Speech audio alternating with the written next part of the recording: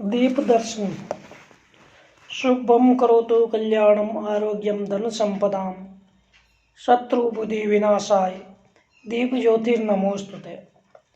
दीप ज्योति परब्रह्म दीप ज्योति जनार्दने दीपो हर्तु मे पापम दीप ज्योतिर्नमोस्तुते। हे दीप ज्योति, तू हमारा शुभ करने वाली, कल्याण करने वाली, हमें आरोग्य और धन संपदा देने वाली, शत्रु बुद्धि का विनाश करने वाली है। दीप ज्योति तुझे नमस्कार है। हे दीप ज्योति, तू परब्रह्म, तू जनार्दन, तू हमारे पापों का नाश करती है, तुझे नमस्कार है। जहाँ प्रकाश आता है वहाँ से अंधकार चला जाता है, जहाँ से अंधकार जाता है वहाँ मांगल्य है, सर्वत्र शुभ ही है, वहाँ आरोग्य है, वहाँ धन संपदा है। बुद्धि में प्रवेश होते ही शत्रु की बुद्धि कुंठित होती है, शत्रु का विनाश निश्चित होता है। काम, क्रोध, लोभ, मोह, मद तथा मत्सर, ये 6 जो शत्रु है जीवन में अड्डा जमा कर बैठे हैं। जीवन में प्रकाश होते ही, ज्ञान रूप दीप प्रकटते ही इन सभी रिपुओं का नाश होगा। पाप का कारण मानव का अज्ञान है और उस अज्ञान के अंधकार को दूर करने वाला दीपक है। मेरे जीवन में वे ज्ञान का प्रकाश लाता है, अज्ञान तिमिर को भगाता है। आज के इस विज्ञान युग में जबकि इस समग्र वातावरण विद्युत शक्ति के प्रकाश से जगमग उठा है, तब किसी शिक्षित मानव को दीप जलाकर उसे नमस्कार करने की क्रिया हास्यास्पद ही लगेगी। लाइटें वगैरह आजकल लोग ज़्यादा जलाने लगे हैं, इसलिए दीप का मकसद कुछ समझते ही नहीं है। जबकि पुराने ज़माने में जब बिजली का अभाव था, तब दीप प्रज्वलित करके उसे स्थिर रहने की प्रार्थना करना योग्य था, क्योंकि दीप यदि बुझ जाए तो चलता हुआ कार्य अधूरा रह जाएगा। परंतु आज परिस्थिति में बड़ा परिवर्तन हुआ है। आज विज्ञान ने मानव को भौतिक विकास के ऐसे शिखर पर ला रखा है कि उसे दीपक की स्तुति करने की जरूरत ही नहीं पड़ती। लाइटें वगैरह चमक दमक कर देते हैं। बाएं पैर के अंगूठे से बटन दबाने पर भी प्रकाश होना ही चाहिए उनको, तो फिर दीप को नमस्कार क्यों करना चाहिए? परंतु ये धारणा पूर्ण सत्य नहीं है। हमारे पूर्वजों ने दीप दर्शन को प्राधान्य दिया है, प्राधान्य दिया है। उसके पीछे बहुत गहरी समझ और कृतज्ञता की भावना थी। विद्युत शक्ति के इस युग में भी घी का दीप जलाकर उसे नमस्कार करने की उतनी ही जरूरत है। घी का दीपक अंधकार के आसपास तेज का गोला निर्माण करता है। इसके विपरीत बिजली की बत्ती में प्रकाश के दर्शन से आंखों को चौंका देने वाली रोशनी का प्रदर्शन ज्यादा दिखाई देता है।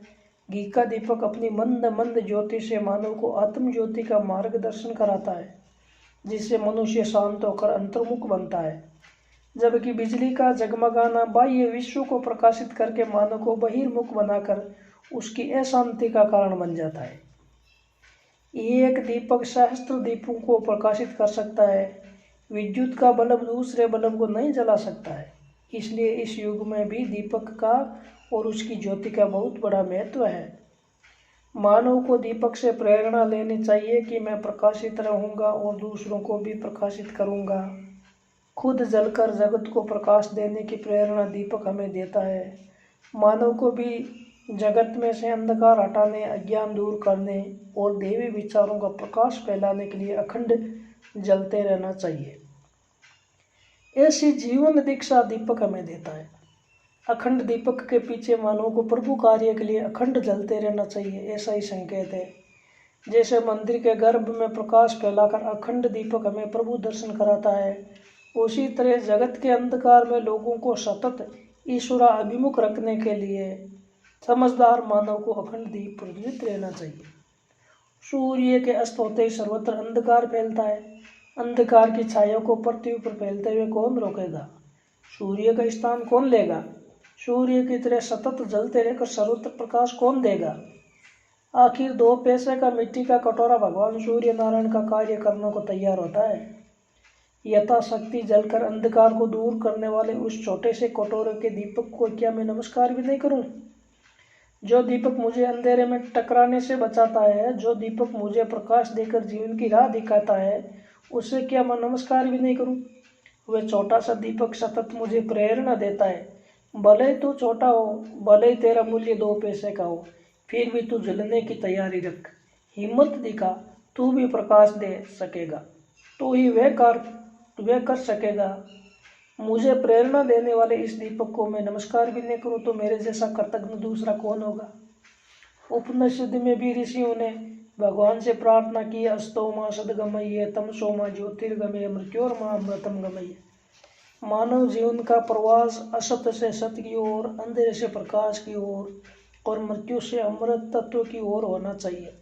इस प्रवास में मानव के साथ दीपक की तरह प्रज्वलित रहकर उसके जीवन मार्ग पर प्रकाश फैलाने वाले महापुरुष मार्गदर्शक बनकर खड़े रहते हैं।